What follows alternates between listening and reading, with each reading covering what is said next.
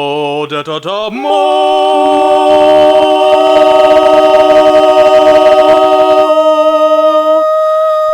Time to relax from thinking about stuff and just enjoy some animes. And what better way is there to enjoy animes than watch animes with no responsibility? Yes, it is sequel time again, the theme being that these are all serious animes about serious things. In the second season of Fushi's Guide to Cock and Balls Torture, we continue the story about a sad orb that is being sad because life sucks and he will outlive everyone he cares about. So he decides to become a crab.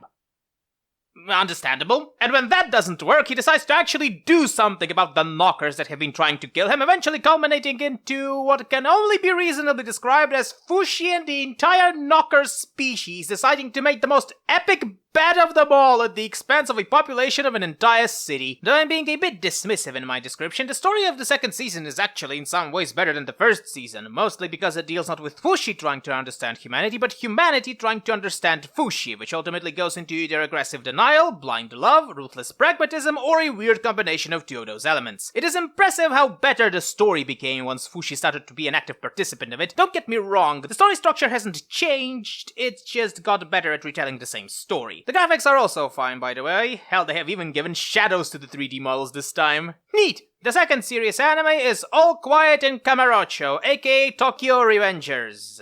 I guess it is season 2, but in essence this is more of a direct continuation, better to be watched immediately after the first season. You'll most certainly appreciate the story more that way. I think it's the first time I had a feeling that the people making the show actually watched my ramble and addressed most of my complaints. Well, that or the story author decided that it's time for Takemichi to finally grow a spine and deal with his problems in a way other than crying his eyes out. Yep, Takemichi now acts more braver and his position of the gang's moral compass is acknowledged by most important people in the gang itself. That is a good thing! Also, the bare-chested fight occurred, but in a Christian church instead of a rooftop, so I guess the show still has a way to grow. The plot is simple and familiar to people who already watched the show. After experiencing a horrible future, Takemichi goes back to the past to fix it, and by blundering his way through all of that, he eventually gets the results he wanted, only to then go back to the present and realizing that shit has somehow gotten even worse. I think the glasses-wearing fuckwit that you now know has more to do with you than you initially realized had something to do with it, but I'm not sure. I guess it can't be helped. After all, after trying to beat Discount Ban, he probably has at least some sort of brain damage. But yes, basically, as far as continuations go, it is indeed just that.